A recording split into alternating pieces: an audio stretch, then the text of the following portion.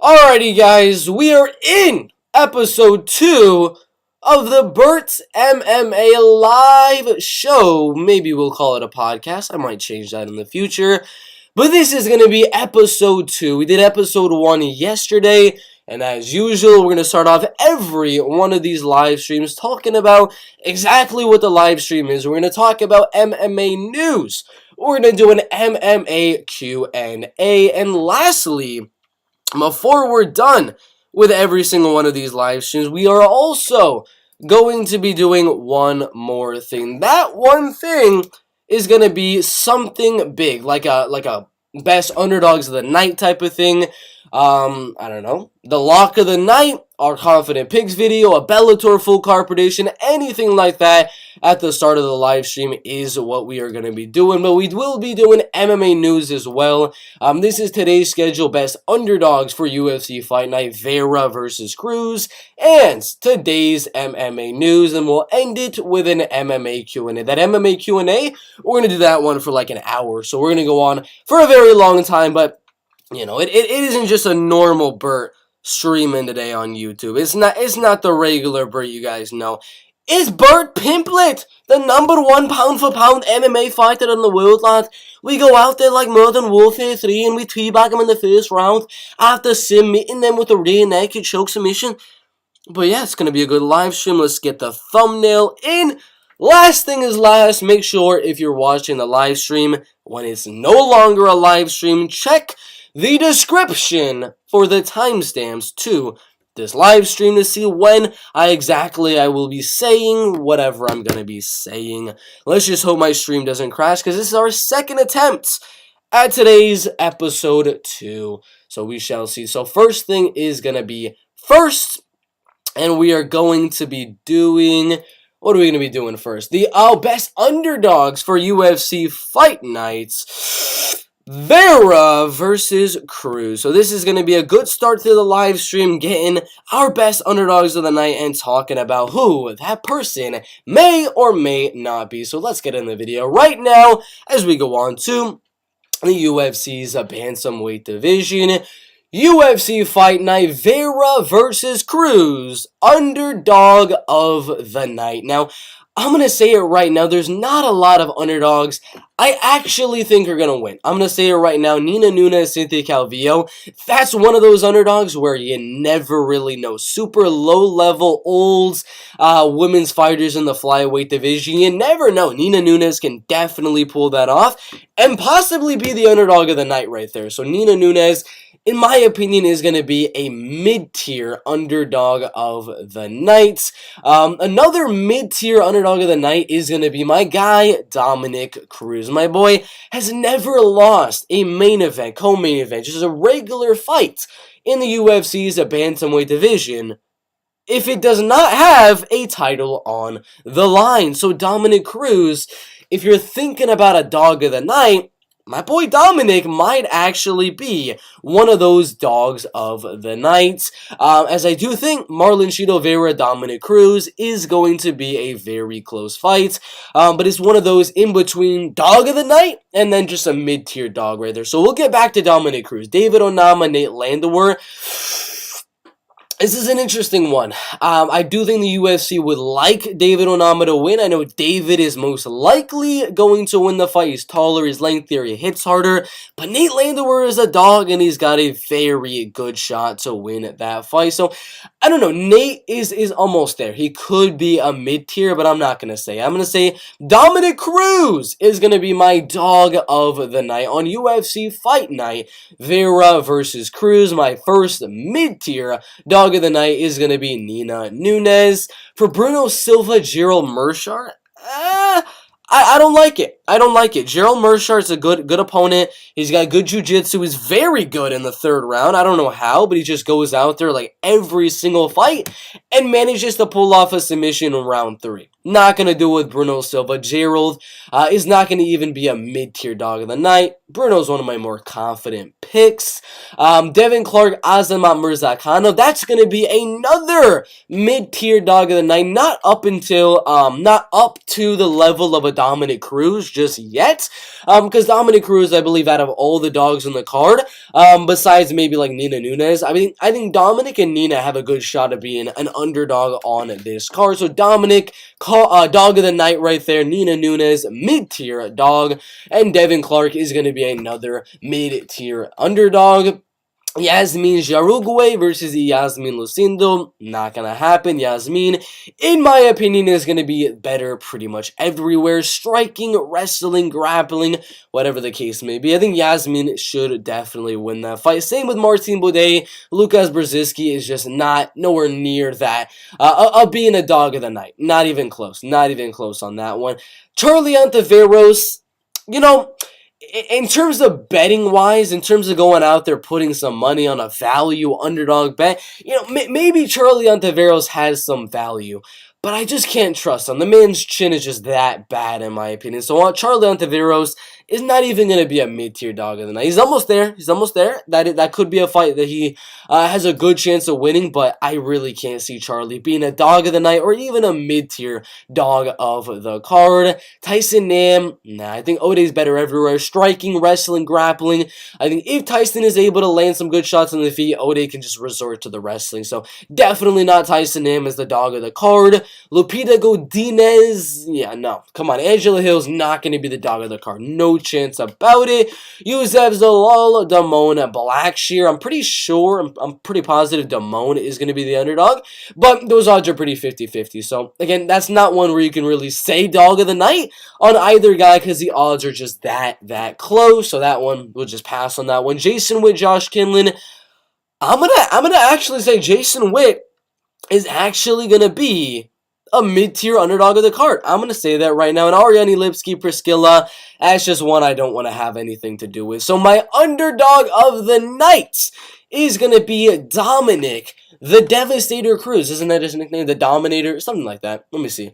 Dominic, what is the Dominator? I was so close. I was very close on that one. But Dominic, the Dominator Cruz, one of the greatest bantamweight fighters of all time, is gonna be my dog of the night. Now, my mid-tier underdogs for UFC Fight Night Vera versus Cruz are gonna be Devin Clark. I think he's got a good shot of winning the fight on the scorecards. Nina Nunes, very low-level fight, could go either way.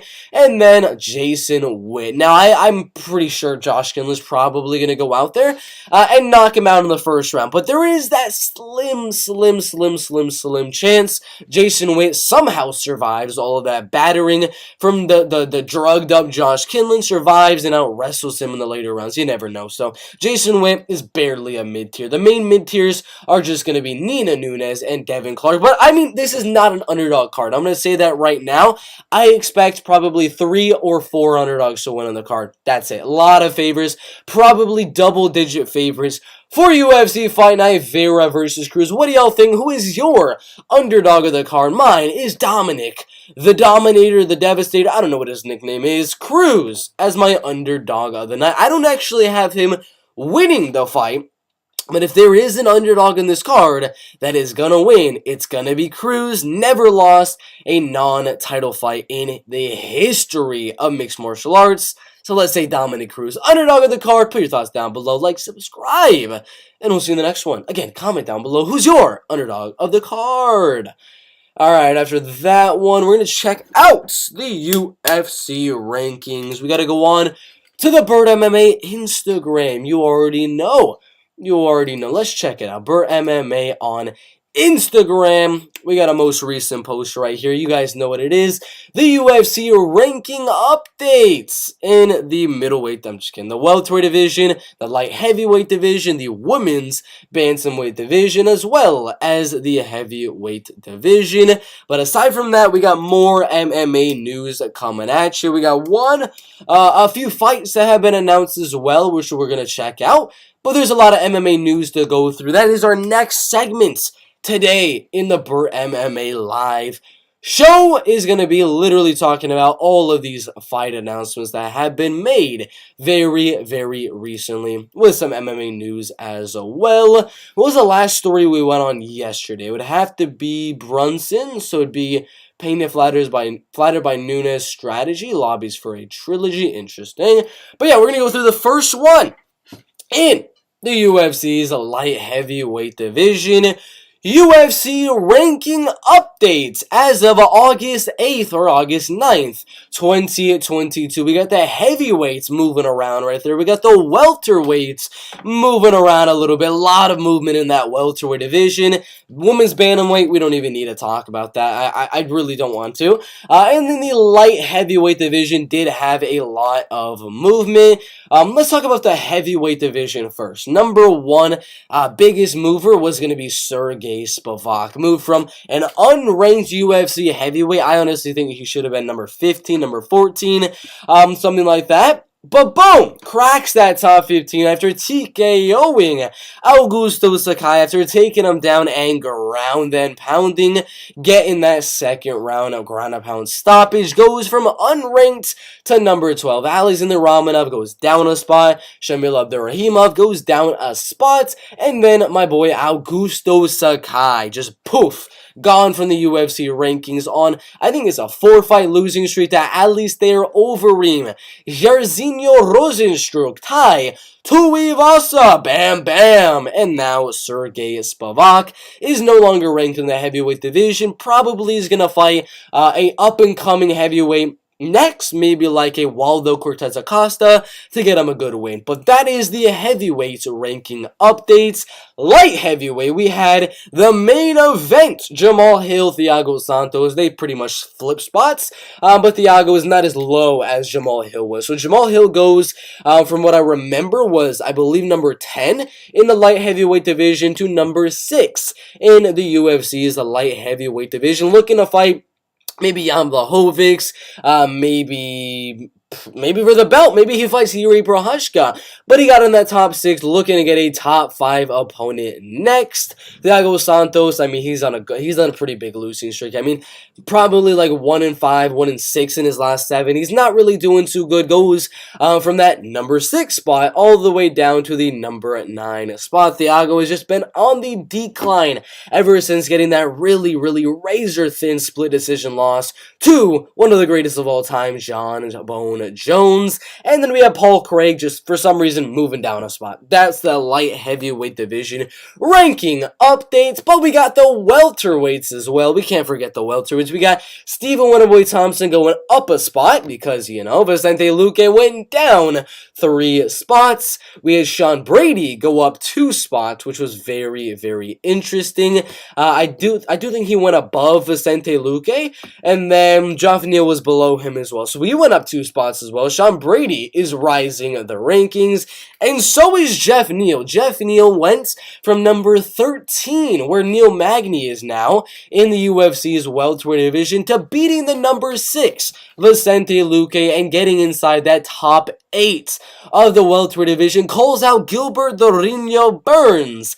And then after that, I'm like, nah, he's not going to get a Gilbert Burns fight. Gilbert's probably going to fight Masvidal. So my fight is going to be Geoff Neal and Shavkat Rakhmonov. Would love to see it. And speaking of Shavkat goes down 1 spot from number 10 to number 11 right there. And then Vicente Luque, Jorge Masvidal are both ranked number 9. I don't know why. I don't know how you have 2 guys of the exact same ranking. But Shavkat went down 1, Jorge went down 1, Michael Chiesa went down 1, and Neil Magny went down 1. Those were the UFC's welterweight ranking updates. And then, yeah, women's bantamweight. I don't know what they're doing there. There was no women's bantamweight fights on that card. Why is there a ranking update? But those are the full UFC ranking updates after UFC Fight Night. Hill versus Santos. Spivak rise in the rankings. Jamal Hill rise in the rankings. Sean Brady and Geoff Neal rising the rankings, as well as Stephen Winterboy Thompson. I don't know how he's still rising the rankings.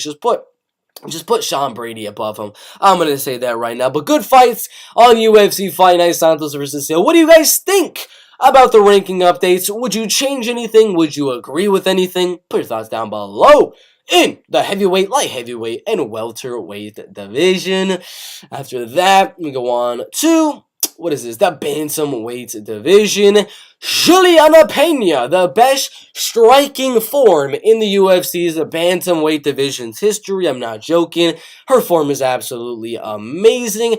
She's got a comment right here. She is flattered by Amanda Nunes' UFC 277 strategy, doing that southpaw Valentina Shevchenko stance, looking to catch her on her way in with that lead right hook and that straight left. It was a very good strategy by Amanda Nunes. I mean, I saw her go southpaw in round number 1 against Juliana Pena. I was like, oh my god, we got Amanda Nunes learning how to fight on the other side. She's always been a pretty okay southpaw fighter, but I mean, UFC 277, she completely blew my expectations of how good she was in the southpaw stance. But we got a comment right here. Pena, she doesn't touch me next time. So she was not expecting this game plan from Amanda Nunes. She wasn't thinking, oh my god, she's going to go southpaw and look to land that right hook.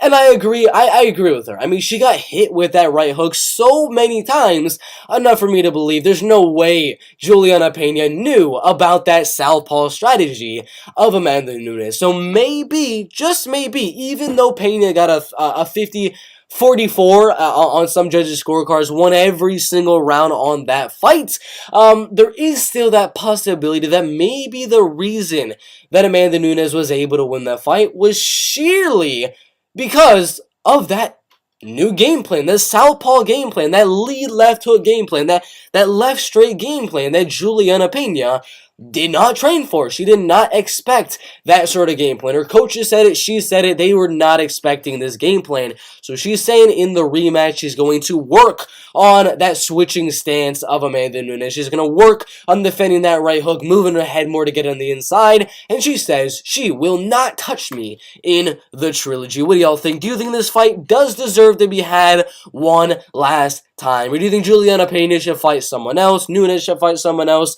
Put your thoughts down below for the women's bantamweight division. We go on to the welterweight division.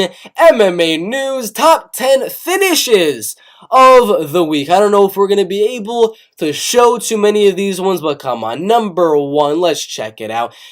Muhammad Usman closes out tough. That's not going to be number 1. That's number 4. Number 1 was Malcolm Wellmaker impresses Jorge Masvidal. I remember this one. The man literally just falls flat on his face. Absolutely insane knockout right here. So it's a little blurry, but boom, lands a good jab. Oh my god, the dude is just, he is stiff as a freaking board. Out cold in Icon FC. Jorge Gamebred Masvidal's organization. There's Jorge. And wow, what a knockout right there. Improves to 2-0. That's the number 1 knockout of the week right there. I don't agree. I think number 2 should be number 1. This devastating head kick knockout from my boy Brian Pooh Bear Battle. Oh my god. Oh my god. Damn. Look at that head kick. Look at that. I mean, both guys look the exact same at the end of their fights. This guy right here was out cold. Could not even move a muscle. He was just stiff. He could not move anything. So was Takashi Sato. Look at Takashi's. That's kind of what happens when you get knocked out. You don't really know that you're not breathing, so you're breathing in a very weird way. You're just after you get knocked out because your jaw is just hit that hard. And Brian Battle puts his lights out. I think that was number 1 knockout of the week. Boom! Boom! Didn't even need that ground and pound. Out cold. That's my number 1 knockout right there. We also had the Contender Series knockout. Campbell was winning the fight, and then Duncan with this comeback overhand right. Boom, uppercut, landing these big shots. He's rocking Chris Duncan right here. Another uppercut, but he goes in. Oh my god! He goes in too worried about knocking out Chris Duncan, and Chris wobbled. Just throws an overhand right and knocks him out. That was another great knockout of the weekend. Number 4, this was a good one. Zach Paunga won round 1 on 2 judges' scorecards, was winning round 2, and then boom, boom. That's all I gotta say. Boom, boom. Oh my god, he's out cold. Zach Paunga knocked out by the juiced brother of Kamaru Usman, and it didn't look like nothing much. If you look at it right here, it doesn't look. It's just boom. Left hook. Right to the chin of Zach Paunga. That's it. Muhammad Usman has some freaking power right there. And yeah, Paunga is a natural light heavyweight. But still, Usman got some damn power. Look at this guy. Arrgh! This dude, crazy knockout win right there. We also got, what is this one? A1 Combat. I believe that is Uriah Faber's organization. Let's check out this knockout. Oh my God! Wow. What a counter right there. What a counter. Look at this. Boom! So what is he coming in for? He's trying to land a jab, but he lands the jab and he keeps coming forward without trying to go for the follow-up shot. I don't understand what he was doing there. He didn't try to go for the follow-up. He landed the jab and then stayed there. He didn't get out of there or throw the right hook. He just stood there and he paid the price. That's what I preach a lot when I'm talking about and I'm reviewing some of these fights, is that if you're going to go in there and land a jab, you either have to follow it up with a 2, 3, 4 punch combination, whatever the case may be, or you got to get the heck out of there. You got to get out of there because this dude goes in there with the jab, and then boom. He doesn't throw his right hand. He just kind of stays there, leaving his chin exposed. After he lands the jab, his hand comes back, and he doesn't defend it near his chin to absorb a little bit of the blow. Bad striking defense and amazing striking offense with a counter right there. A1 Combat 4. I will definitely be checking out once they have another A1 Combat 5 fight card. We shall see. This is from Capoza. Ebson Cevallo KOs Gabriel Sharkboy de Souza, 18 seconds.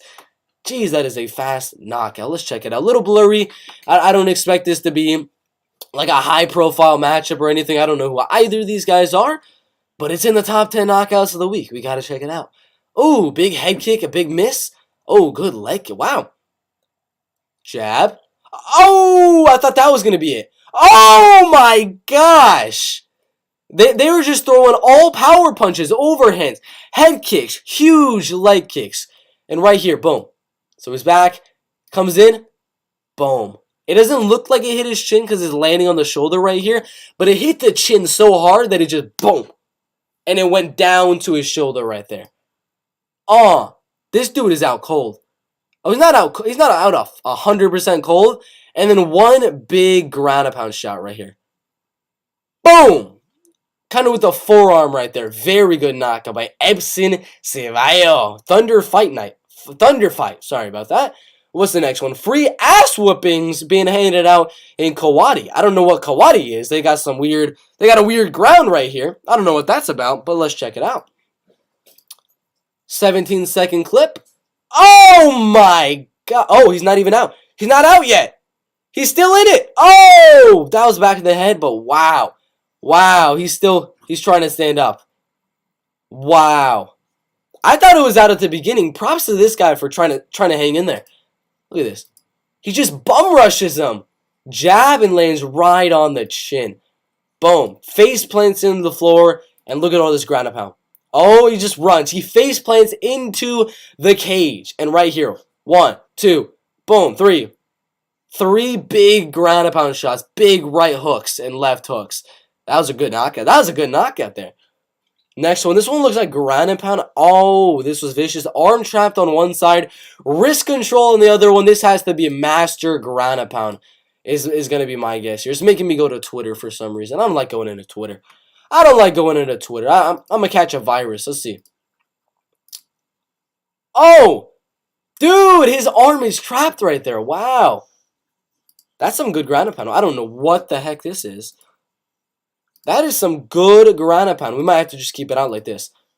But look at where his left arm is right there. And look at where his 2 legs are. He's literally like triangle choking his left arm and holding it in place right there. So he can't do anything. And look at where the top guy's left hand is. You don't see it in shot, but his left hand is holding the guy on bottom's right hand. So the guy cannot defend anything. One hand is being triangled by the legs. The other hand is being held and put behind the back.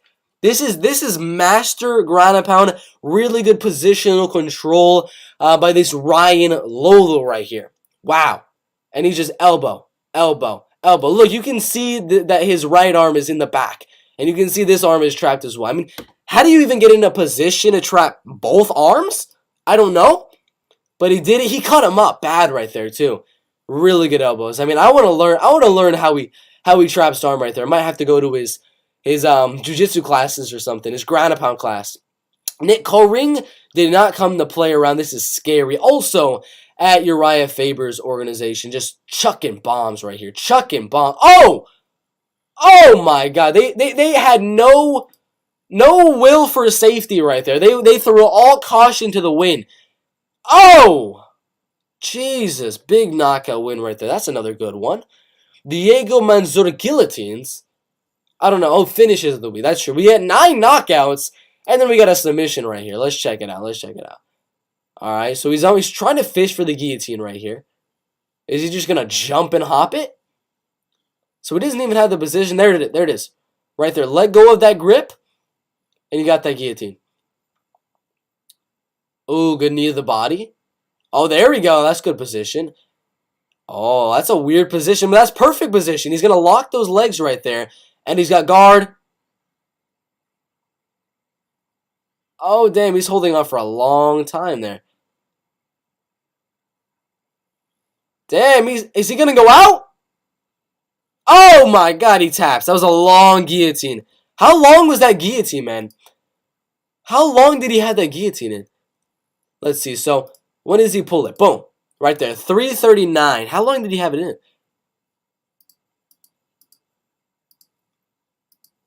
He had it in for 18 seconds. That's a long guillotine. Jesus.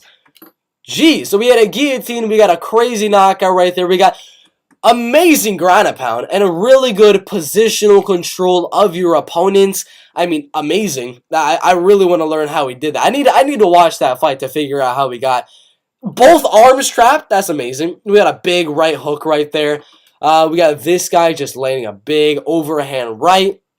This dude with an amazing counter punch. Usman with that counter. I believe it was a counter left hook, if I'm remembering correctly. Chris Duncan almost getting knocked out and coming back and getting his own knockout. Brian Battle with that head kick. And then, of course, Malcolm Welmer, who you guys probably don't know about, but he knocked this guy out cold. Face planted. And as he was face planting, he just rolled. And he was just as he was knocked out cold. I mean, vicious knockouts. Vicious finishes this week. And those are the greatest knockouts of the week. And submissions as well. We had one submission, but good finishes. Which one was the best, in your opinion? Alright, let's go to the lightweight division. Let me check out them UFC rankings.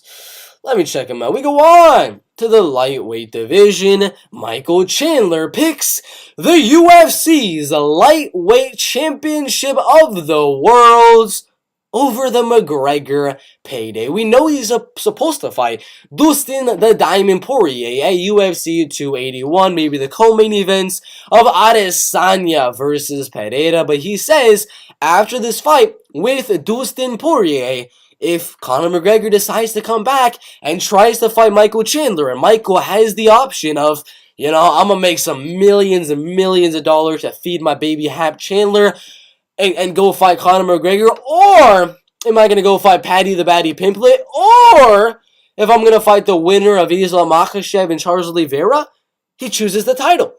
The man chooses the title, and that's a very honorable way to go about it. Is the mission has been the same, road to the UFC gold. What do y'all think about Michael Chandler and his thoughts? Would you, personally, I'm talking you watching this video, would you take a McGregor fight? Or would you take a title fight against Oliveira or Makhachev, which still is going to make a lot of money, but not as much as McGregor? What do y'all think in the lightweight division? After that one, says he might need his jaw wired shut.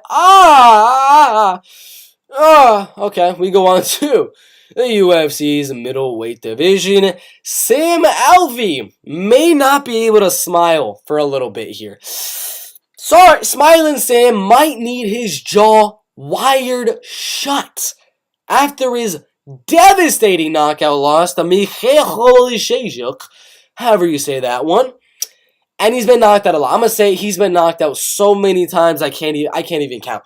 I can't even count. And after this especially vicious knockout from Mikhail Oleksiejczuk, where he knocked down Sam Alvey like 3 times, the man might need his jaw wired shut, which means no more smiles for my boy Sam Alvey. The long, entertaining career. What do y'all think? Should Sam Alvey keep on fighting? The man's jaw is about to be wired shut. Should he go to BKFC? Should he be Jake Paul's next opponent? I think that'd be a good match as well. Jake Paul's probably salivating on the idea of fighting Sam Alvey right now.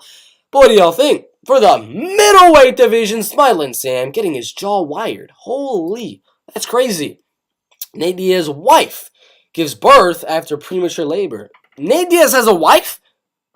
Nate Diaz has kids? What? I did not know that. Okay.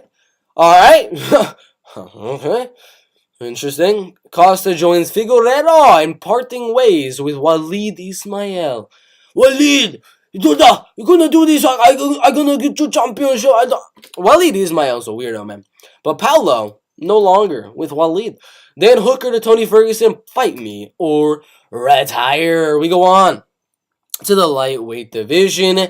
Dan, the Hangman Hooker, to Tony Ferguson, fight me or retire. Says the top 15 UFC lightweight in the world, Dan Hooker, to another top 15 lightweight in the world. We got number 13 and number 11, a future fight in this UFC's lightweight division. We got Dan Hooker, Madison Square Garden, UFC 281. I love to see it. I know Sean Shelby would love to see it. I know Dana would love to see it. I know the fans would love to see it. And Dan Hooker obviously wants it. I want it. UFC want it. Does Tony Ferguson want it? I don't know. But Israel Adesanya is on the card, so Dan Hooker will love to be on this card. I'll smash your face in, Tony Ferguson. Hooker versus Ferguson is the fight to make. Change my mind. I agree. This is going to be a banger. Number 13 versus number 11. Winner maybe gets a Javier Dos Anjos type of guy. Maybe that'll be the next move here. But you gotta get, these guys have been knocked out so many times recently. I mean, not Tony. I mean, he hasn't really been flatline like he did with Chandler too many times, but they're on the decline right now. They need a good fight to get them either back into the mix of things in the lightweight division, or, you know, this fight could make them a lot of money as well. Because I would love a Ferguson versus Dan Hooker fight. Wouldn't you? Come on. Really good fight in the lightweight division. Diego Santos releases positive statement. I don't know how he's positive after getting knocked up out in round number 4, but interesting, Thiago. I expected Ankalaev to be better. You lost! That doesn't make any sense. Ferguson announces he joined a new gym. Very, very interesting. Suspect in murder. A BJJ legend, Leandro Lo, turns himself in. Wow, interesting. Alright, last one. Last MMA news topic. And the UFC's lightweight division. Tony Ferguson announces he has joined a new gym after a lengthy search. Former UFC interim title challenger has announced his move to Jackson Wink MMA in New Mexico. We got a video right here for you. I think it's a video, might be a picture, but let's check it out. Alright, let's press that. It might not be a video, it might be just music. It's just music. Never mind. It's not a video, but Tony Ferguson is going to Jackson Wink MMA. What are your thoughts? Is that the best gym Tony should have gone to? Do you think he should have just been like, heck no, I don't want no damn gym. I don't want no damn coach, and I want to coach myself. What do y'all think about this news in the lightweight division? But that is it for today's MMA news. We got Ferguson going to Jackson Wink MMA. We got Dan Hooker calling out the man in question, Tony Ferguson, fight me or retire. He really, really wants that fight. We got Sam Alvey's jaw getting wired shut after loss to Mikhail Oleksiejczuk. We got Michael Chandler saying he would pick a title fight over a McGregor payday any day of the week. We got the top 10 finishes of this week, and there were a lot of amazing finishes. I tell you, a lot of amazing finishes. We went through all those. Those are crazy. And last but not least, Juliana Pena flattered by Nunes' UFC 277 strategy and wants the trilogy. She says her strategy will be different this time around and she will fix what her mistakes were last time and learn how to beat Southpaw Amanda Nunes. That's it for MMA news. We also checked the UFC ranking updates. But before we end this live stream, I do want to go through a few of the fights that have been announced. We got Omar Gagiev versus Abu Bakr Nurmagomedov, 1-1 in the UFC, taking on 0-1 Omar Gagiev. But again, Gagie's only lost to Caio Barallo.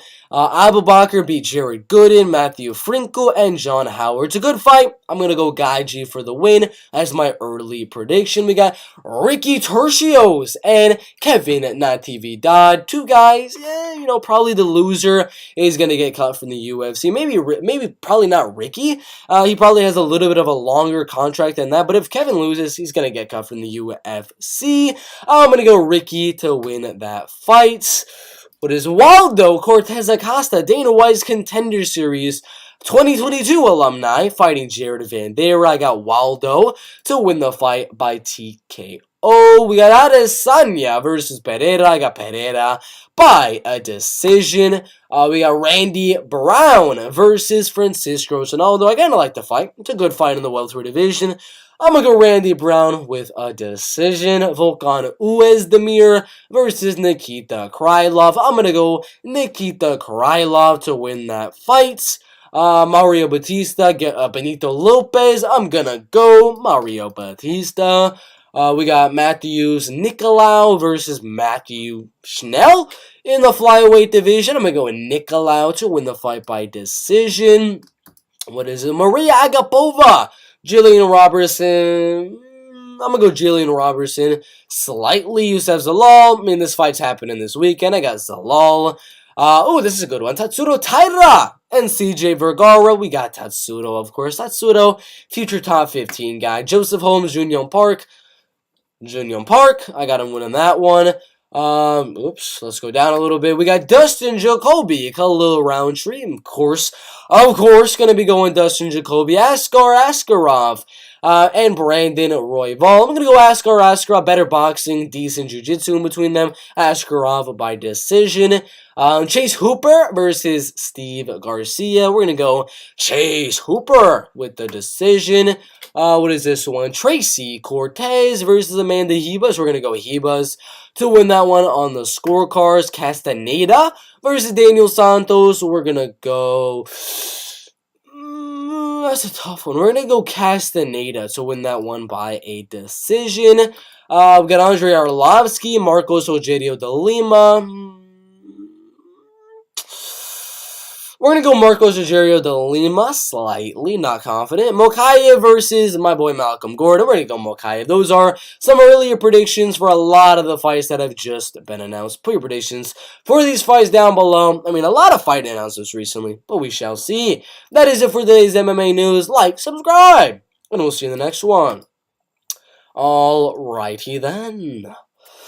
Alrighty then, so we did today's MMA news. We did best underdogs for UFC Fight Night, Vera versus Cruz. Now it is time for the body week to be full screen. Let's make this a full screen. Alrighty then, let's see if I can set it up again. Let us see if I can set this thing up again. I think we can, but we shall see. I'm gonna try to set it up to where y'all can see every comment that I put up on the screen. We'll see. We had troubles with it yesterday. One, aloha. Oi, confidential. What does that mean? Always allow. One. Alright, that should be good. Let's go to the studio. We're going to do an MMA news.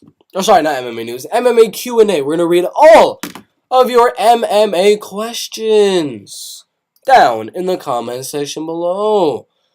Alrighty then, let's pop out the chat. There it is. And then, let's see, let's close that out. Add source. It's going to take a little bit. 1 second, y'all, 1 second. Alright, studio on Google Chrome. Done. Let's make that a little bit smaller, you know what I'm saying? It's a little bit too big. Alright, let's cut some of this down and make it option pink. Alright, that should be good to go. Let's make it like middle of the screen though. Somewhere in the middle. Alright, that should be good to go. Should be good to go. Alright, let's see some of y'all's comments. This is the wrong thing. I totally just messed up. This is the wrong chat. This is literally just a bunch of Bert MMA letters. 1 second. Let's get this MMA Q&A. Everyone put your comments down in the comment section below. We're going to try to figure this out. a little bit. Alright, let's close that. Let's open this. Alright, that's not the one we want, right? Top chat would have to be the one we're doing right now. The chat that we're in right now. This one. There we go. There it is. We figured it out, guys. Didn't take us too long. To figure that one out. Let's see. Studio. Damn. I really need to figure out how to work this thing. Jesus. God damn. Alright, where's the studio at? That should be it. There we go. We got the chat. There it is. Option. Let's cut it down. Why are we stopped like that? Chink. Chonk.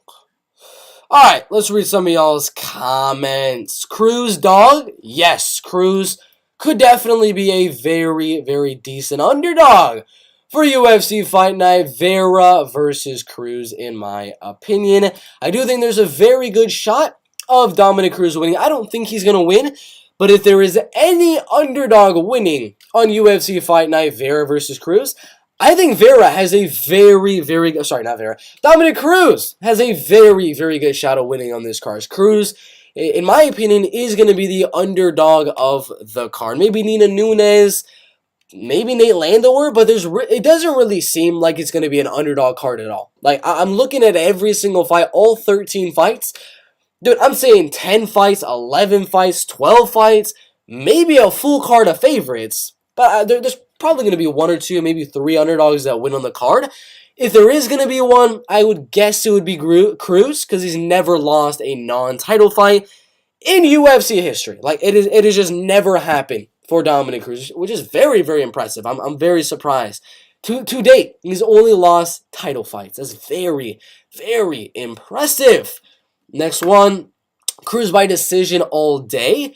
We're going to have to fix this one a little bit, make it a little bit bigger right there. Let's fix this. Cruz by decision all day. Let's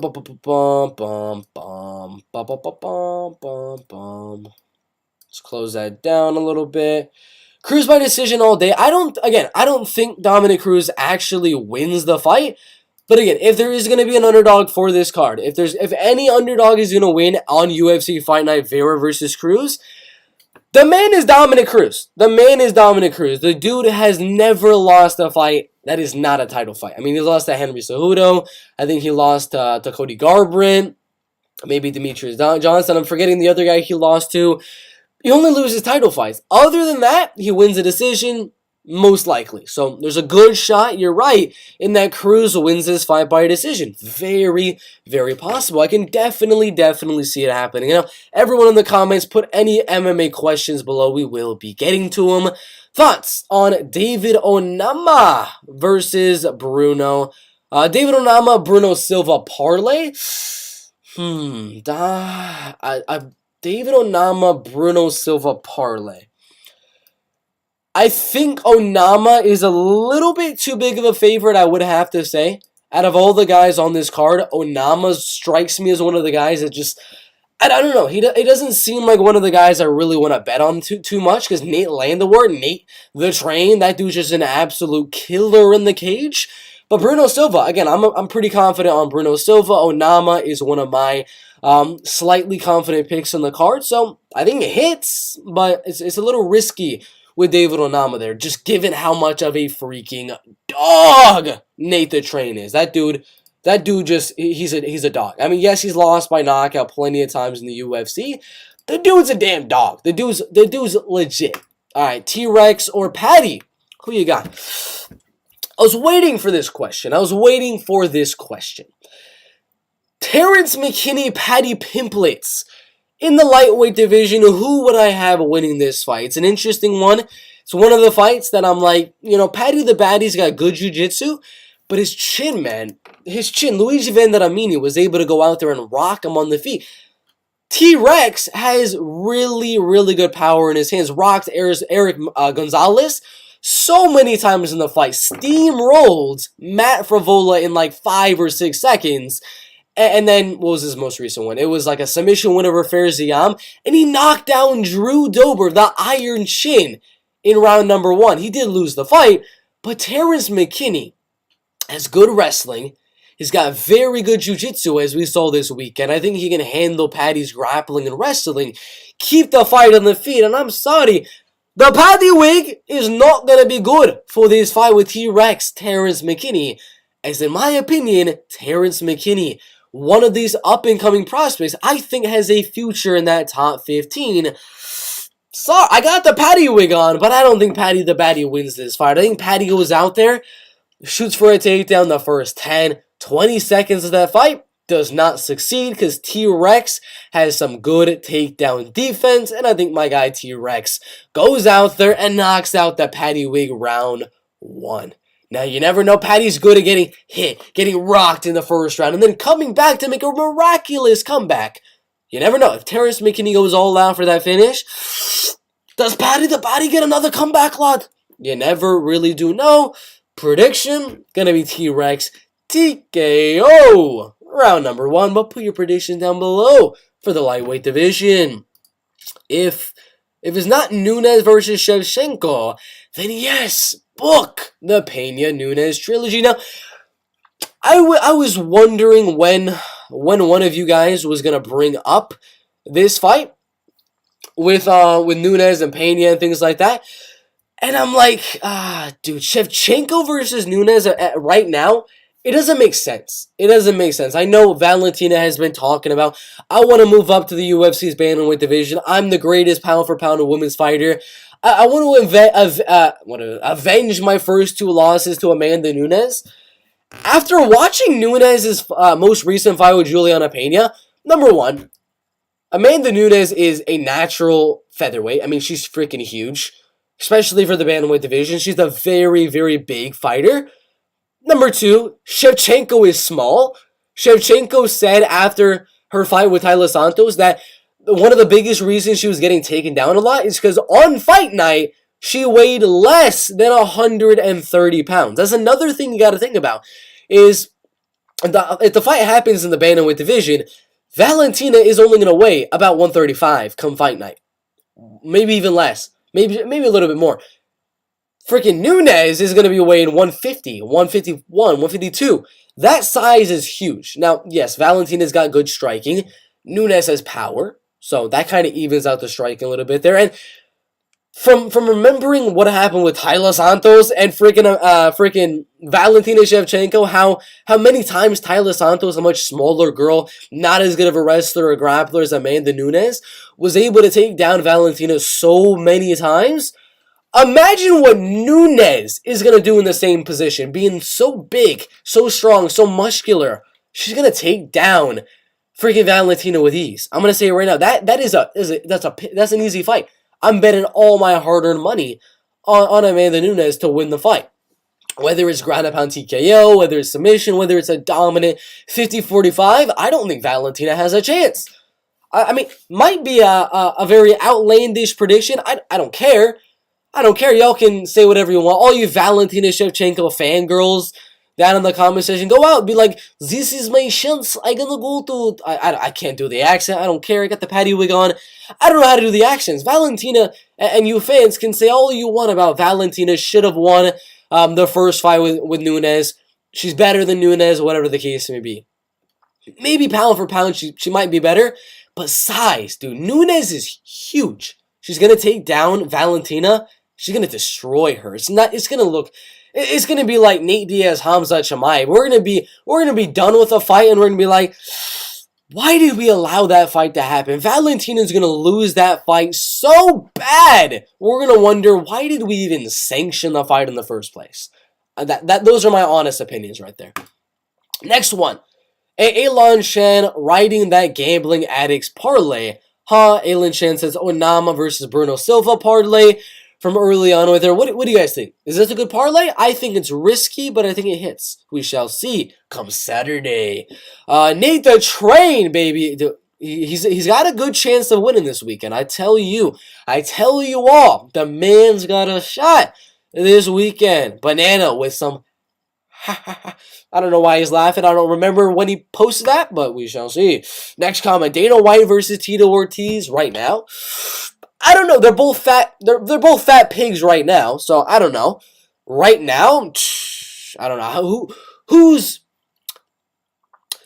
the stronger fat pig between Tito Ortiz and Dana White. I don't know. Again, I don't know what the answer to that question is. Is Tito going to be bigger? Is Dana going to be bigger? I'm going to go Dana White. That's going to be my official prediction right here. Reason being, Dana hates Tito. Tito hates Dana. But Tito has been hit so many times. His brain is just going crazy all over the place.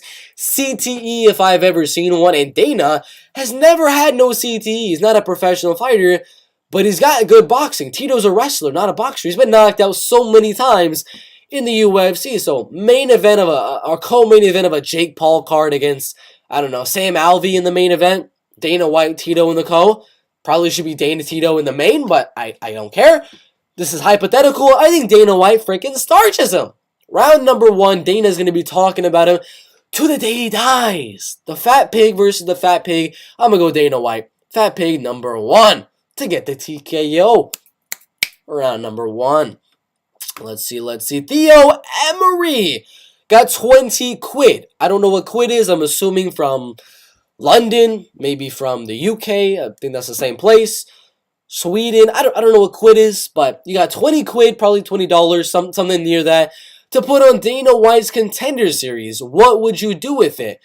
Well, I would put 3 of those quids to go down to my description section and become a channel member to see what my Dana White's Contender Series bets are going to be. We only give out the bets to the channel members. So if you want the bets, we got a parlay on that Contender Series card. We got a good money line bet, and we're going to do some props tomorrow morning as well. We will post that one. So if you're watching the live chat, click that pinned comment. If you're watching after, go down to the description for all Contender Series, UFC, Bellator, whatever, MMA bets. Feel the pain. Feel it. Ah! Feel the pain, paddy the body, lad. Feel the pain, lad. Thoughts on the MMA Guru rating MMA Joey live stream? I don't know. I wasn't there when it happened. But Guru likes to do that every now and then. Guru likes, to raid a comment section every now and then. We gotta move this. This ain't even centered. It hasn't been centered for a while now. There we go. But yeah, Guru rates. He's rated me before. He's rated Joey. Obviously, now you're saying that he's rated a lot of smaller channels. So cool. How do you get that chat edit on screen? Tell me, please. Only if you super chat $1,000. I'm joking. I have to show you. I have to show you another day. It's gonna take way too long to get this chat edit right here. It took me hours to get this to work. I agree, Bert. What do you agree with? You got, again, I don't know when you're commenting this, so I don't know what you agree with, man. I don't know. Do you agree about Valentina? Valentina Shevchenko gonna get dominated by Amanda Nunes? Is that what you agree with? I don't know. Who do you think wins in these following highly anticipated fights for 2022? Let's see. He just said the same thing twice. The man literally just said the same thing twice. I don't know why. Why'd you do that, bud? Why'd you do that? Why you gotta comment the same thing 2 times in a row? Come on. Come on, there you go. You finally said something that actually had the actual fights on there. I mean, it took you long enough. Jesus. God dang. Aljo versus... We gotta make this freaking huge. Just for you. Just for you, we gotta make this freaking humongous. Humongous. Let's edit this since you decided to make the hugest comment in the world. Gosh dang. Why are you making such a big comment there? Oh, why you gotta do that to me, bud? Come on. Who do you think wins the following highly anticipated fights? Plan for 2022. He commented the same thing like 10 times. I don't know why. He doesn't know how to not comment things 10 times. Valentina versus... We literally just... We went over it. We just did that. Come on. Come on. We just said this. Nunes, smash mode. Jones versus Stiopic? The hell is that? Stiopic? Ah! What is that?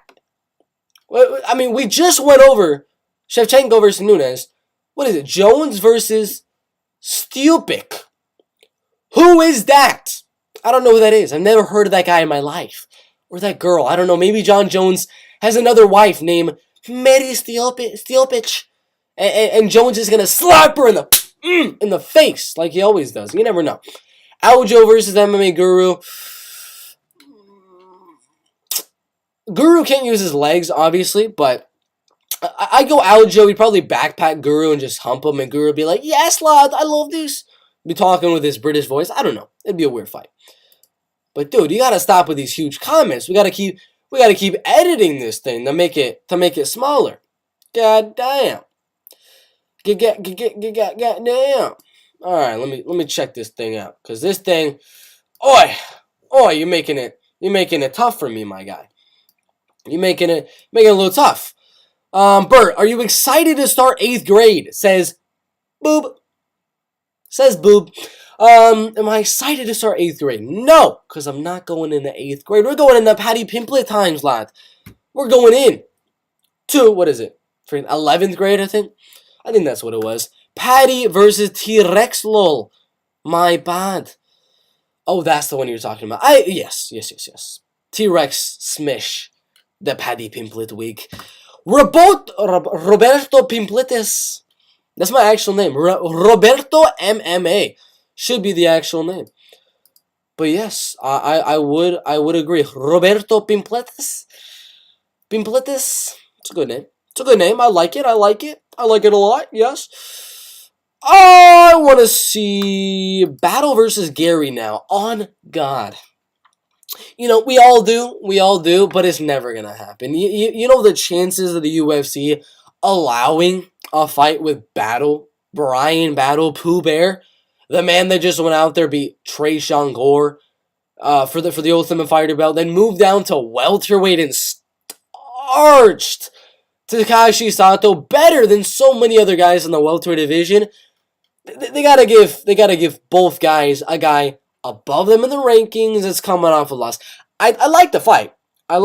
Brian Battle, good striker, good kicks at range, good jiu-jitsu and things like that. Big fighter. He's a former heavyweight, turned light heavyweight, turned middleweight, turned welterweight. This man has just been going down divisions for a while now. They're never going to make the fight. Man. Maybe Paddy the Baddy goes up to the welterweight division and fights Gary. Maybe he fights Battle. I don't know. But Battle versus Gary, I don't never see that fight happening. It'd be a good fight. Not going to lie. I don't see it happening. I don't know what that is, but okay. Who you got? Battle or Gary? Let's think about this for a second. So Battle, we got the recency bias. He's got the finishing. Not really. Usually going out there gets a decision, but he's got the recency bias after flatlining freaking Takashi Sato in round number 1. He's got good kicks. Not really the best defensive boxing. Ian is a little bit faster than Brian Battle. I don't know if he hits harder. We have to figure that out. We didn't really get to see how hard Brian Battle hits in the welterweight division, so I don't know about that just yet. Jiu-jitsu probably goes Brian Battle, but again, the striking and the boxing and the kickboxing, the point fighting, the the speed and all that type of stuff goes Ian Gary. So comes down to, can Pooh Bear get the fight to the mat?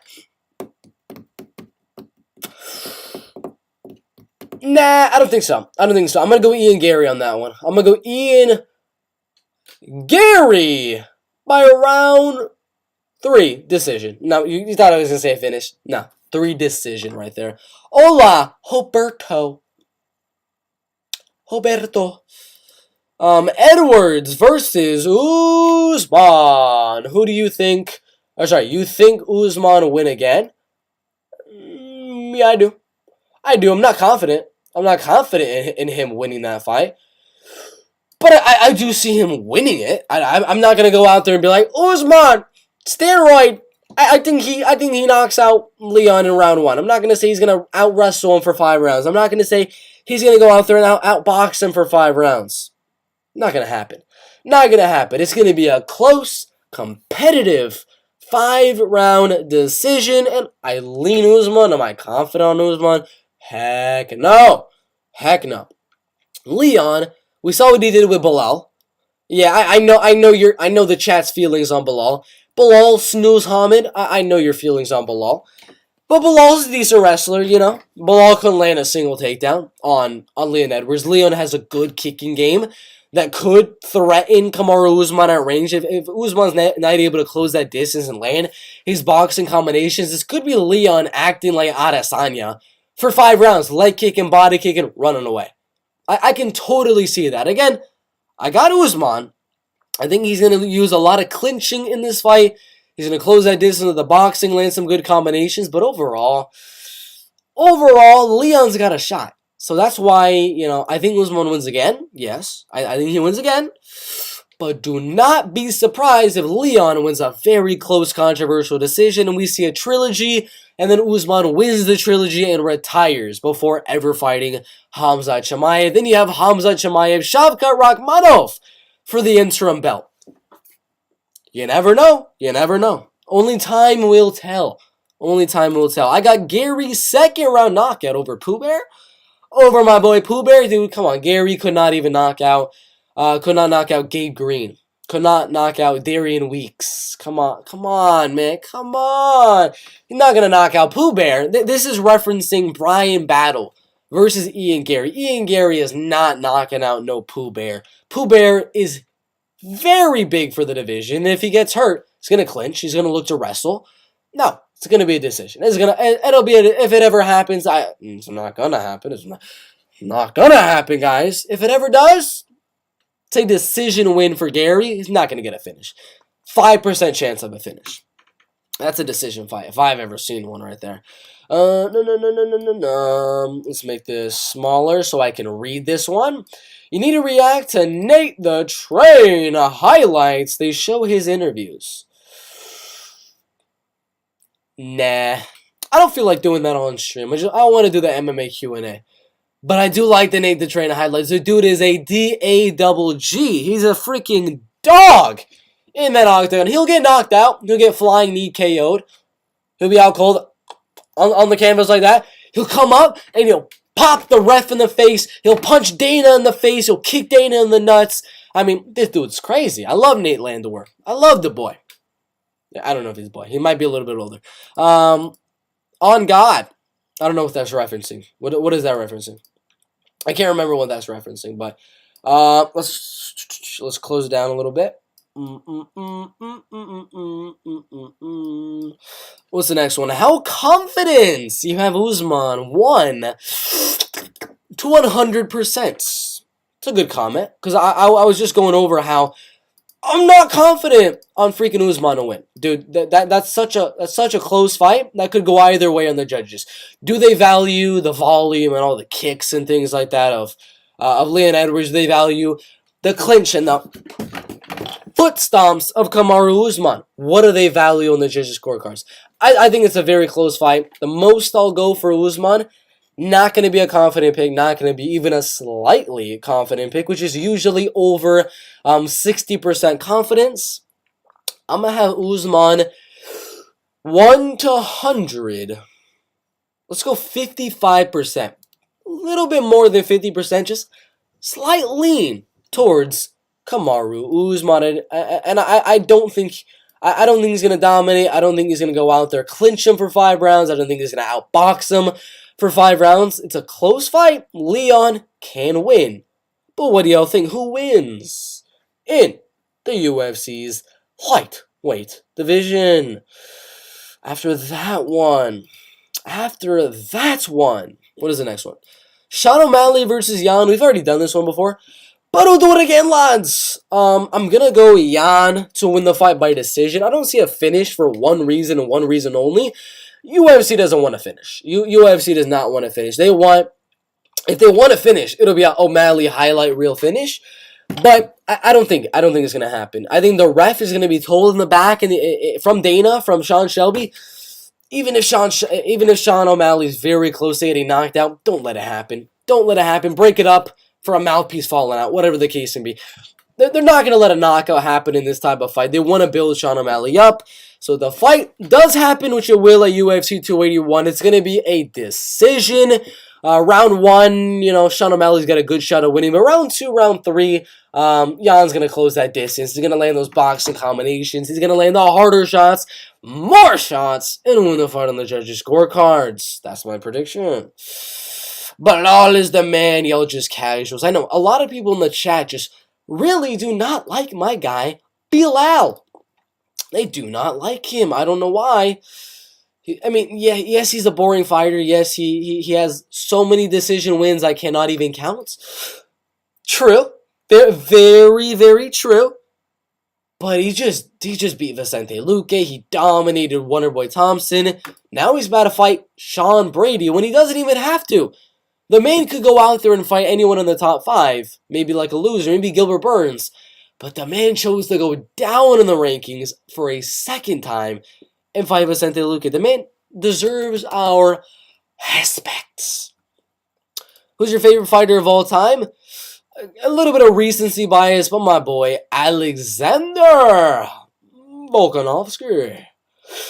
The great Volkanovski. Nobody said anything about Bilal in previous live streams. Y'all love to make fun of Bilal. Snoozman Bilal. Not this live stream, obviously. Nate's interviews are fun. He sounds like he is on drugs.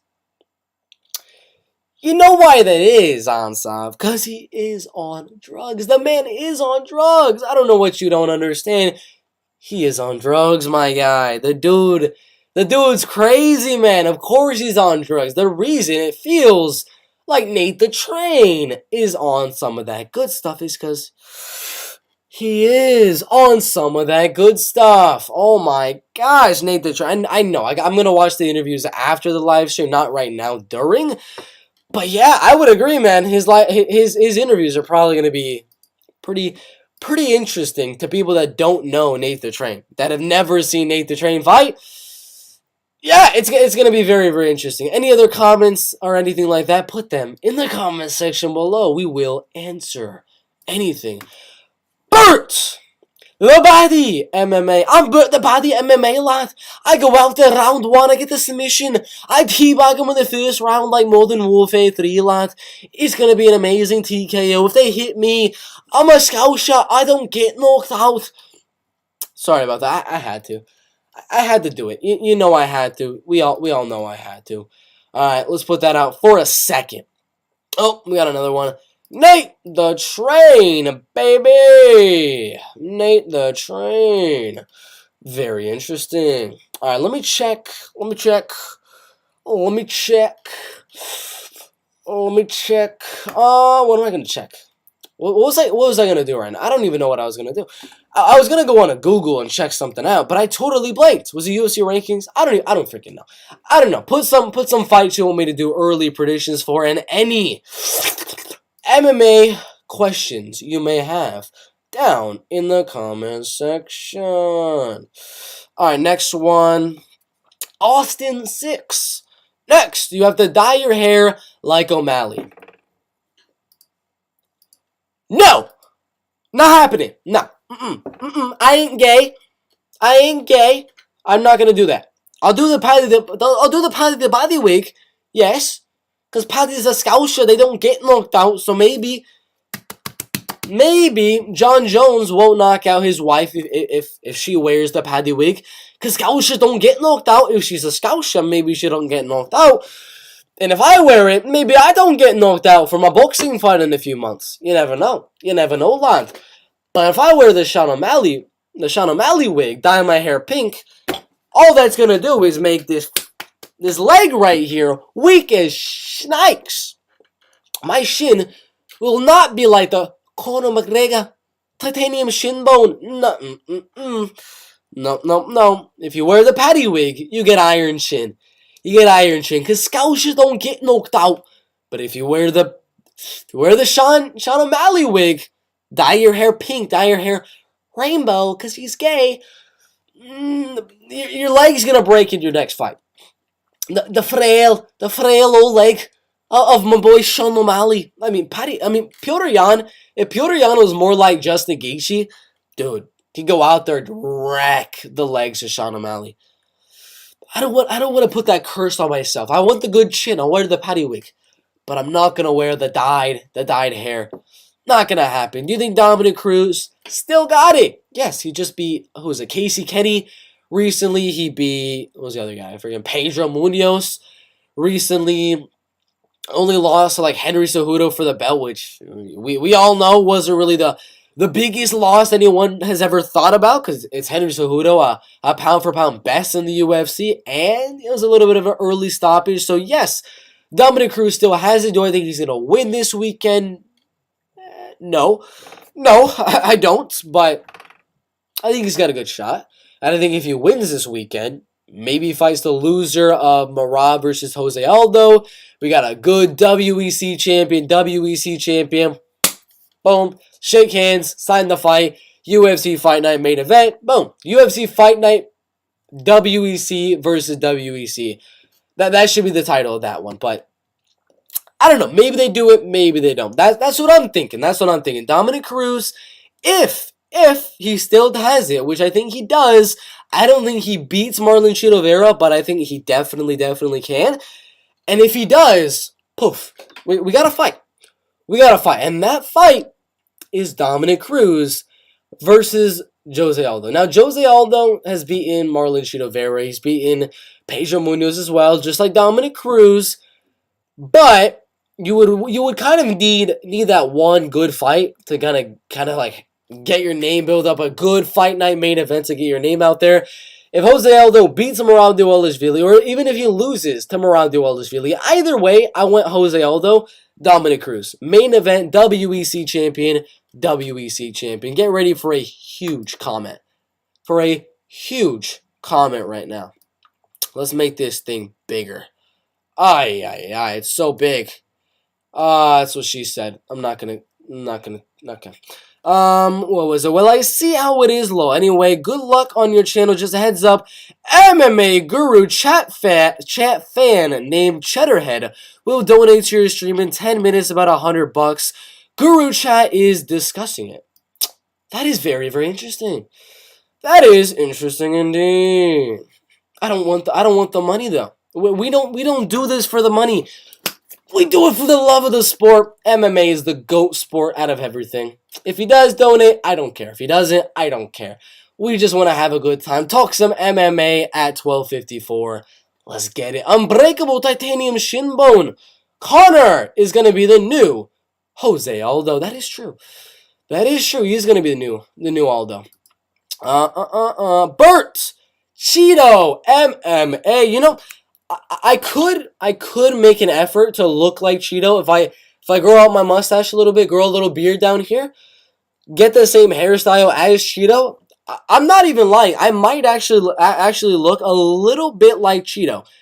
Not 100% like him, obviously. I could look a little bit different than Marlon Chito Vera. But I could make a future video going to UFC Fight Night looking exactly like Chito Vera and just fooling everyone. But I don't know. People say I look like Dominic Cruz. I think if I grew the mustache and the beard out, I could look a little bit like Chito Vera. But right now, I don't know. A lot of people say I look like Dominic Cruz. I'm not 100% too sure. What's the next comment? MMA really is the GOAT sport. Everyone in the comment section right now, put the clapping hands emoji for this man. Put the clapping hands emoji right now. The reason being is this is facts. This is facts right here, man. MMA is the greatest sport there ever was. There's no debate. There is zero debate I can think of. What other sport? Boxing? Well, guess what? Boxing is an MMA. You think jiu-jitsu? Jiu-jitsu is an MMA. Wrestling is an MMA. You have all of that stuff mixed into one, so you're not going to just get 5 rounds, 12 rounds of boxing. You're not going to just get submissions. MMA has it all. Plus, we got violence. Plus, we got some trash talk and things like that. Basketball is a little bit of trash talk and things like that. It's just, what's more exciting to watch? What are you going to get? A guy that has never watched any sport, boxing, MMA, jiu-jitsu, has not watched basketball, football, has not watched any sport. You ask him to watch MMA. You ask him to watch boxing. You ask him to watch wrestling. You ask him to watch football. What does he say is the most exciting, the funnest sport to watch? The best sport out of all of them? He's going to go, dude, MMA, that was crazy. He threw a head kick, flying knee, uppercuts. I mean, he's going crazy, man. MMA is the GOAT sport out of all of them. I'm going to say it right now. There's no debate. Y'all can go down in the comment section and say, oh, soccer's the best sport. I'm gay, so soccer's the best. No. MMA all day, baby. I mean, if you say anything else, get off my channel right now. Boob says, you look like Angela Hill. Look, does this skin tone look anything like Angela? I mean, maybe. I don't know. But come on, Angela Hill. Come on, Boob.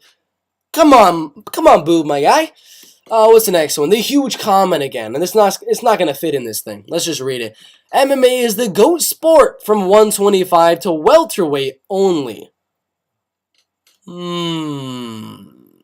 UFC is full of NFL, rugby, NBA rejects in the heavier weight class. I guess that's true. I guess that's kind of true. Who would win a 24-year-old Bert matched up with Vera or Cruz? Do you fight like Marab? I do not fight like Marab. I fight more like an Alexander the Great Volkanovski. That's more of my fight style. I'm obviously nowhere near as good as Alexander Volkanovski, but I would say my style is to come forward with a lot of leg kicks, find that range, close that distance, jab, close it with some uppercuts, some right hooks and things like that. Just use that high guard, coming in with leg kicks, coming in with an overhand, and use that to close the distance and land my single leg. Like to get the single leg, get them to the clinch, body lock, trick takedown, get that side control, elbow. That's the game plan of old Bert MMA. We like to do the Volkanovski striking, the Volkanovski single leg to the clinch, body lock, takedown, ground pound. Not much of a submission guy. I got decent jiu-jitsu, not world-class jiu-jitsu or anything like that. But I don't care. The jiu-jitsu is not the fun. It's not the funnest part about MMA. What would you rather see? Me rear naked some guy? Or would you rather see me elbow and freaking batter him for a minute before Herb Dean stops the fight? Obviously, you want that ground and pound. So that's the Bert MMA style. High guard right here.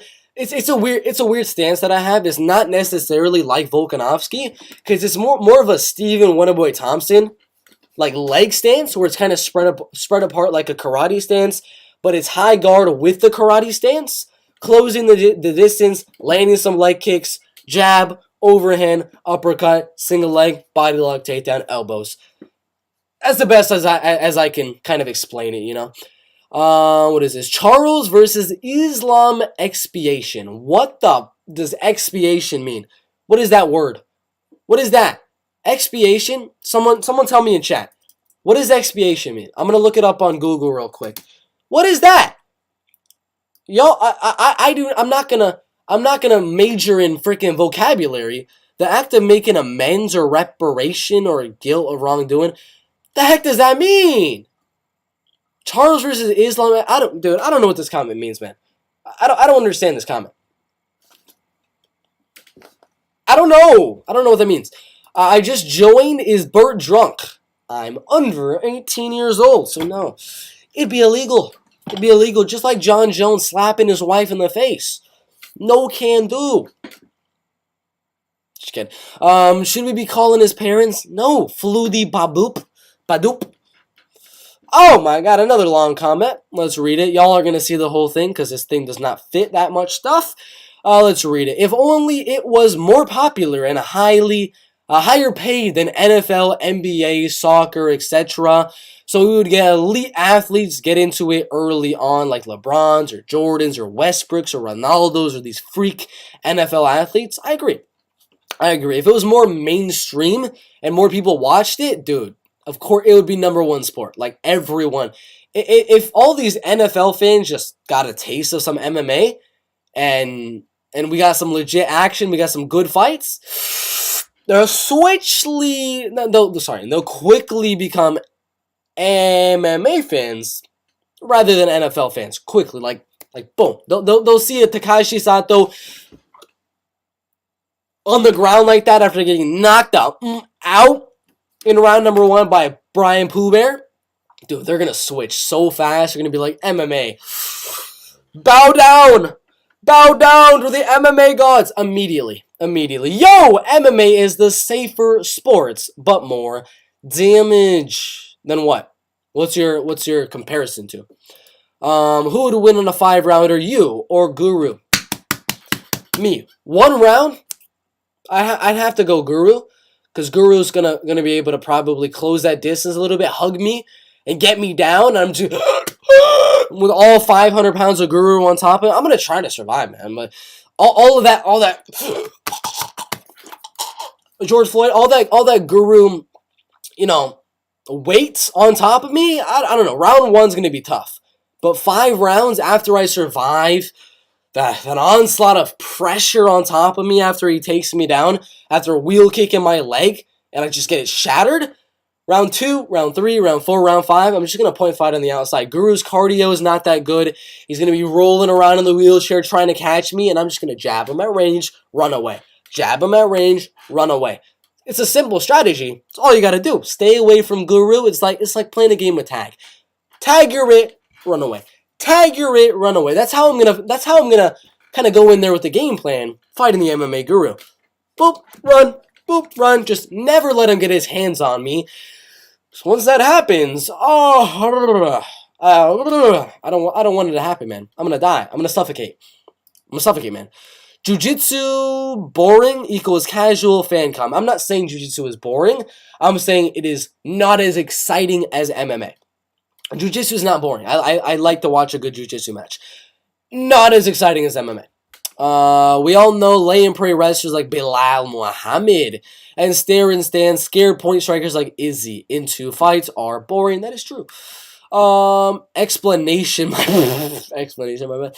I was wondering what that word meant. It was one of the early comments right here. Charles versus Islam, expiation. I legit thought he meant expiation. I did not know what that word meant. Explanation. For Charles Oliveira, Islam Makhachev, I think Oliveira will get taken down a few times. Yes, he will not submit Islam. Islam's too well versed in combat sambo and submission defense and things like that he will be able to not get submitted by Charles Oliveira, but Charles is going to rock him on the feet.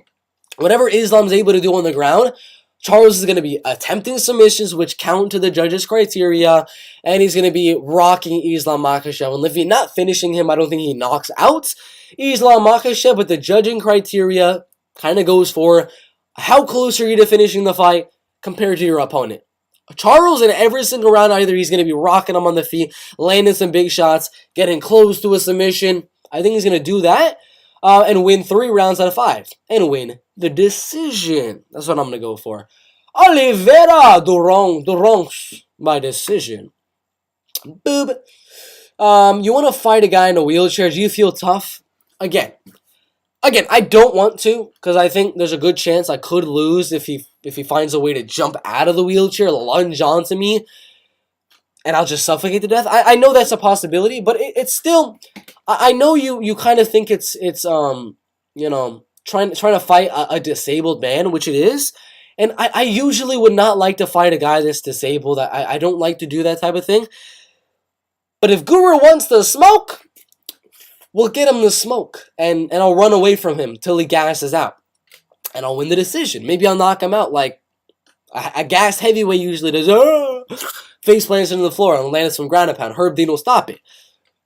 I don't know. Maybe Mike Miragliato will stop it pretty fast. Maybe. Oh, is it Mike Miragliato? What's his first name? I'm not too sure. Is it worth it to straight bet 20 units? Oh my gosh, that's a lot of money. 20 units on Loopy. 20 units. I'm going to think about it for a second. Because yes, Loopy is my super confident pick of the week. She's my number one. I got her at like 80, 90% confidence this week. But it's women's MMA. It's women's MMA. That's another thing. Is it worth it to bet 20 straight units at like minus 350? So you're only getting back about, what would it be? 3, 2, 4, 5, 6. You're only getting back about 6 units. I'm going to say yes. I think Loopy freaking dominates. I was thinking about it for a while. I don't usually like to put that much on one fight. I usually like to put that much on a freaking parlay I'm super confident in for like plus 200. But yeah, I'm pretty confident on Loopy. Why not? Why not? Oh my god, another huge comment. How do you say this? ML Cormier. You gotta shorten your comments. I mean, put like half a comment and then half a comment. Because these do not fit on the page. I agree, but when I watch alone, it's a banger, like Gaethje versus Chandler. But when I try to show my friends to get them into the UFC, it's Izzy versus Jared, or Bilal type fights, the agony. That is true, but you could, fake them out a little bit, You could put on some prelim fights and say, oh, first fight of the main card's about to start, and just switch whatever video you're watching, whatever ESPN video you're watching, to Michael Chandler, Justin Gaethje, get him a taste of violence in Justin Gaethje versus Michael Chandler. Once they get the taste of violence, they'll never go back. They'll never go back to half-hearted violence from the NFL. They want the Gaethje Chandler all day, baby. So that's a way to fake them out. Put the prelims on, and midway through, just screen record your phone and hook it onto the TV and put Chandler versus freaking Gaethje. They'll get the taste for MMA and they'll never go back. When are you going to upload some of your fight training footage? Fight training? None. I'm not going to do any fight training footage, but I will put some of my wrestling footage for next year, which is going to start in November. Then I'm going to put some of my boxing footage as well, because I'm going to have my first boxing fight in a few months as well. So we're going to put those on the YouTube channel, but training footage, no. No, only when I actually compete. Do you think it's disrespectful? The disrespect. You disrespect my name. Do you think it's disrespectful to Charles that the fight was booked in Abu Dhabi? A little bit, yes. A little bit. But then again, what's going to make more money for the UFC? Abu Dhabi card with a bunch of other Russians, or a Brazil card with some Brazilian fighters? What's going to make more money in terms of pay-per-views, in terms of the stadium and the sold-out tickets and things like that? Going to be in Abu Dhabi. So it's disrespectful, but in the same sentence, Oliveira is going to make more money because of it. So lose-lose, two-fight guru. He destroys you in a press conference. That is true. He would destroy me in trash talk, 100%. His trash talk is S tier based on MMA impersonations alone. He can check your calf kicks via steel wheelchair. That's true. That is a possibility. And you label racist for punching a Jew.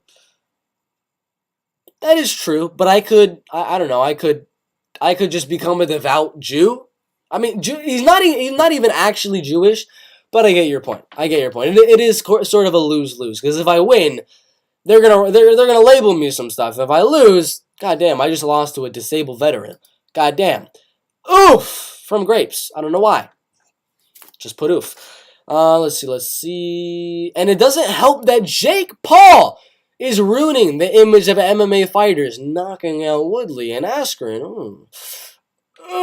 Did not like that.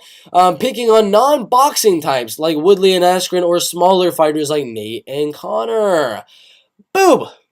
I like your name. I'm just kidding. Bert, does your YouTube clout get some high school lady action? No. I do not tell the girls that I have a YouTube channel. I want them to be with Bert because they like Bert. Not because we be making it that $10 a day for the YouTube ad revenue. Nah. No. We don't tell any of the girls at school. None of them. Yeah, man, I'm pretty sure some girls really love guys who have tiny YouTube channels of some random sport. That is true. No. Even if I did tell them, they'd probably be like, MMA? I've heard of that. Is that Conor McGregor? Is that the Conor McGregor guy? Ronda Rousey? Is that the MMA? Do you just make videos about Conor McGregor and Ronda Rousey? That's what the girls are probably going to be saying. So again, it's a lose-lose there as well. If I tell the girl I got an MMA YouTube channel, they're going to be like, only 8,000 subscribers? I'm not even that many subscribers. MMA, Conor McGregor? Dude, it's a lose-lose. It's a lose-lose. It's not going to do nothing for me. Good luck on your boxing match, my guy. It's not set. Like, I don't have a boxing fight set, but I'm looking to have one in about 3 or 4 months once I turn 16 years of age. Boob. He is Jewish. He is not, but I will let that slide because your name is Boob. Gotta like your positivity, my boy. You're not a soy boy, and you can tell when I'm a roasting good guy. I know, my guy. We got a small YouTube channel. It's true. 8,000 subscribers is nothing to be like. Yay! No, it's 8,000 subscribers.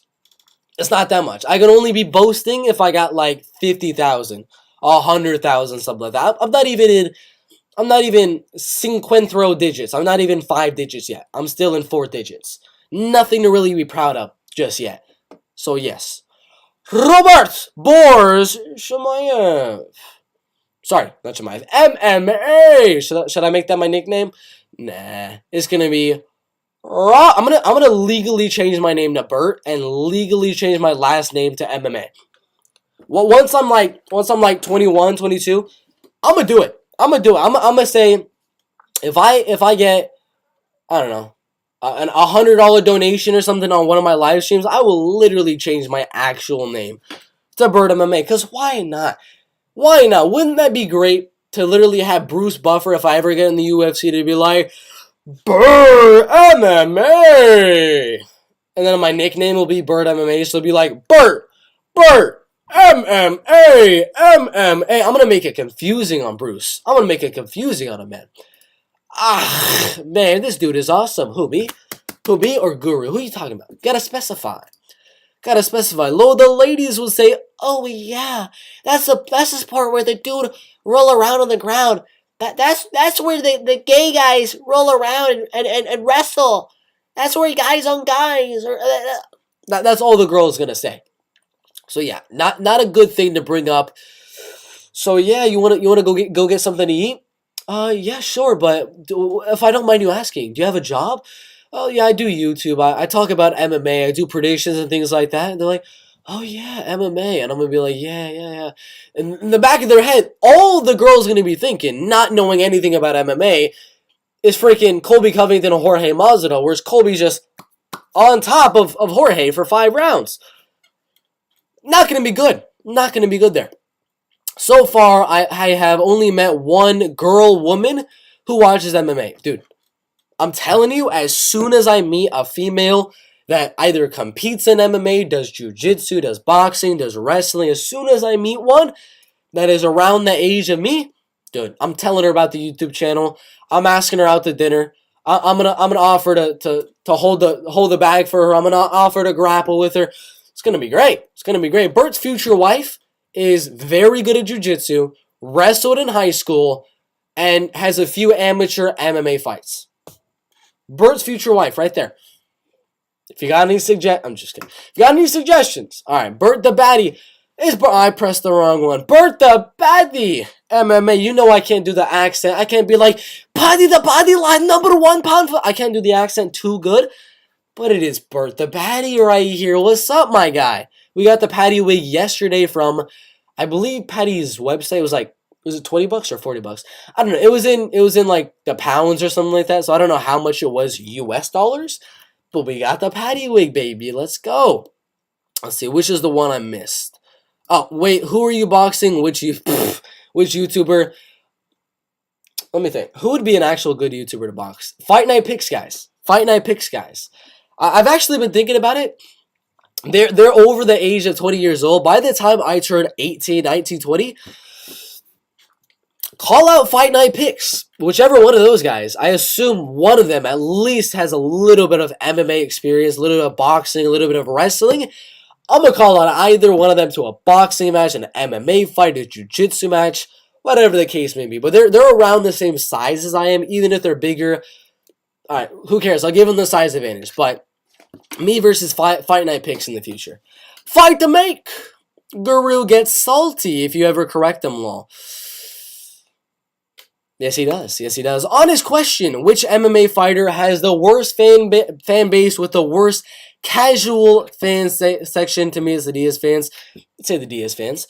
I would say the Diaz fans. If not, it would have to be probably the McGregor fans. It's literally just that freaking lightweight welterweight division that has those really, really crazy fans. Don't downplay your YouTube success, bud. 8,000 is a lot. $10 a day in revenue. Now we'll grow. I was joking about that. It's a little bit more than that. We can go into the revenue, but I make like $1,000 a month, so I don't know what that is, like $30 a day or something like that. It's still small. Nothing really too much. Nothing I can live off of, but it's okay. But it's nothing to really be like, yes, sir, 8,000 subs, baby. It's not that much. It is not that much. Yeah, I would skin a kitten for 8,000 subs. All you gotta do is make a buttload of YouTube videos for 2 years straight and go live like once a week, twice a week, 3 times a week, and just keep on posting a buttload of videos. That's all you gotta do. All you gotta do right there, bud. It only took 2 years, but you know, the first year I was posting very bad content, dude. That the first year of my channel, it was bad. It was bad. Great. So you're gonna get pressured by your future girl into shit. No, I'm not sharing nothing. It ain't gonna be Bert and Walinda MMA. I don't know what the hell her name's gonna be. Nah, she ain't gonna be on the channel. She can make her own channel. Telling you right now, future Bert girl. No. The chat gonna hate it like other channels in the past. Nope, she's not gonna be anywhere near. She'll be over there cooking me a sandwich. I'm joking. David Onama, Bruno Silva parlay. Didn't he already say this? Didn't he already say? Let me go back. Let me go back earlier on.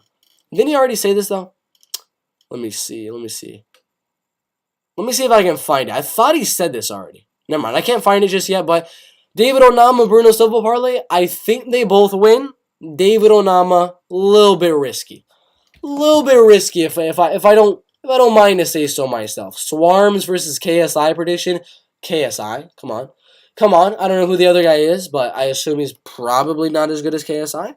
And KSI beat the GOAT Logan Paul. So, oh god, celebrity boxing. God damn. I do animation, so it's a little hard to pump out tons of videos. Yeah. If you had an MMA channel or like a sports channel or any channel where you can post like 5 videos a day, you're gonna grow pretty fast. Animation, that's gonna take forever. Which country has produced the best overall fighters? Brazil, USA, Russia. One of those 3. Tied. It's a tie between those 3 right there. I don't know which one it'd be though. I don't know. Not 100% too sure. Swarms by Keola. I'm training with him every day. I don't know who Swarms is, bro. I don't know who that is. Who is this Swarms? Who are you, lad? Who is this Swarms, lad? I don't know who you are. Are you gonna get the knockout? Are you gonna get knocked out in round number 1? I don't know. I'm gonna look up Swarms. It's showing me definitions right now. Swarms, YouTube. Who is this guy? Yeah, it's literally showing me nothing. I don't know who Swarms is. Everyone knows the safest parlays are strong grapplers versus hyped strikers with unknown takedown defense. I like the sound of that. Right there. Canelo versus GGG. Canelo Tapology. Was that his most recent fight? Was with GGG? I remember. I know I'm freaking stuttering a little bit right now. I remember he lost the fight recently. Was it against GGG? Trying to remember. It was Dmitry Bivol. Let me see. Who did he lose to most recently? Gennady Golovkin. However you say that one. GGG. 42 wins, 1 loss, and 1 year old. He's 40 years old right now. I'm on the wrong one. He's 40 years old right now.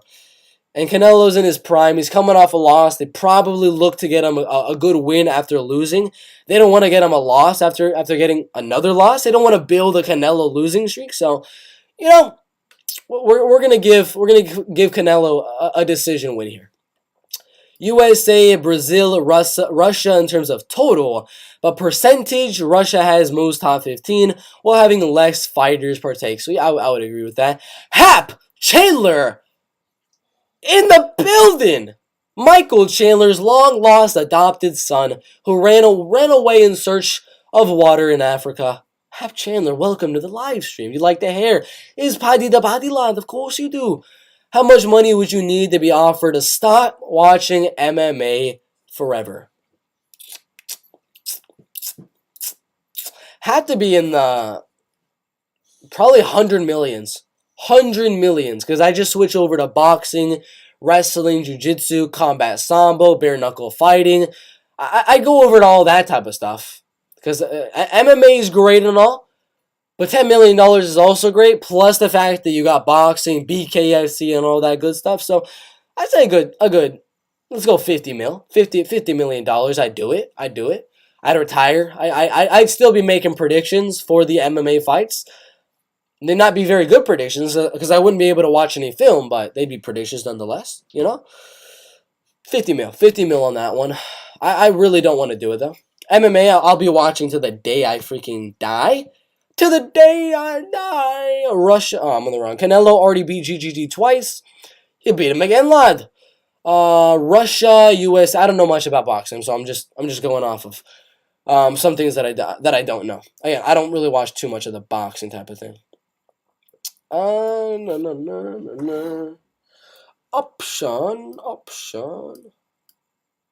They produce beasts. Russia, USA, Brazil produces the best fighters.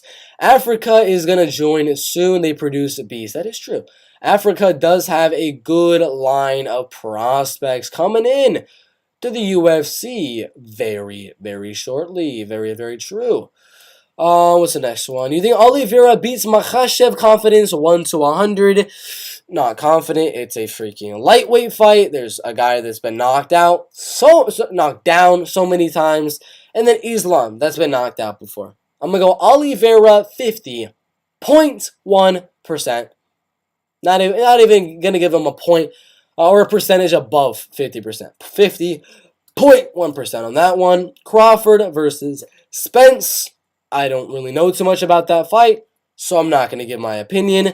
Why do you pick 95% of favorites and the underdogs you pick are the common picks? If you want to build your credibility, you should make a Bet MMA Tips account. The reason I don't pick a buttload of underdogs like a lot of other guys do is because I'm trying to pick correctly. I'm trying to pick the most likely path to victory. Yes, let's go on. Let's go on to Tapology. Let's look at Muhammad Usman. Was an underdog that won. Yes, he did very good. Got the knockout victory at UFC Fight Night Santos versus Hill. The reason I didn't pick him to win is because most likely you keep on running back. Zach Paunga, Muhammad Usman. Zach Paunga has the most likely path to victory. More likely than not, the man's going to win that fight. Most likely, he's going to win that fight. Other ones on here, Takashi Sato, I didn't pick him. Sam Alvey, obviously not going to pick him. A lot of these fights right here, I'm not going to pick the underdog. The reason I'm not going to pick the underdog in a lot of the matches is literally just because my job as a predictor isn't to go out there and say, this bet has more value. This guy, even though he's a 5-1 underdog, he's got good value. I'm not going to pick that 5-1 underdog, obviously. Most likely, the favorite's going to win, but the underdog has value. I don't want to ruin my prediction percentage by picking underdogs just because they're underdogs or just because they're the valuable bet in terms of putting some money on it. So again, 95% favorites is crazy. I pick about 75, 80% favorites, which is exactly what it should be. That's about the amount of that's the amount of percentage of favorites that actually win in the UFC. So again, if you want to build more credibility, you should pick more underdogs and things like that. No, if you want to get more credibility, pick more fights correct, which means most likely you're going to have to pick some favorites because most likely the favorites are going to win. Bro, you would have to offer me $200 million, and I would spend half of it on best hit man to kill the person who will enforce the deal afterwards and continue watching.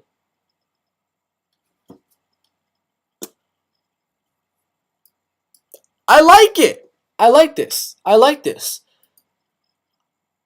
200 million. I changed mine. 200 million and I'll do the exact same thing. Just kill the guy that offered you the 200 million. Dude, genius. I would honestly get depressed and suffer every day. I would never make the deal. MMA, too important. But again, you got BKFC, you got boxing, and all that good stuff. I love MMA, but there's so many things that are like similar to that. Or I could literally, with my $200 million, make my own organization called, it's not MMA, it's almost MMA. That's going to be what it's called. Almost MMA. And it'll be a loophole around that to get some actual freaking drugs in my vein and get the MMA inside me. What's up, Roberticios? Why, hello, Mr. Pacey Sinclair. Very long comment incoming. Africa is time for Africa. Africa would be better if they had a better economy. They don't have the best economy because their government is very bad. China would be the best since their population, but they have huge anti-MMA bias due to Kung Fu traditions being exposed by MMA fighters. Repetitious. The baddie. Yes, indeed. Do you see the new movie Prey? I watched it. What's today? Tuesday? Monday? Sunday? Did I watch it Sunday? I think I watched it Sunday. Sunday is when I watched that one. I did watch that one 2 days ago. Good movie. Underdog bet value is based on the most predictable style, having underdogs that Khabib and Islam types. Strikers are risky and brawlers too. MMA just hits different. Again, if it was like $1,000, if it's less than like 10 million, 20 million, dude, I'm not taking that damn deal. But with that money, I can make my own organization that will be called something else that's not MMA. It'll literally be MMA, but it's not going to be MMA at the same time. You have to find a loophole around it. Because who would be able to stop you with that money? Unless it's a cartel offering the deal. That is true.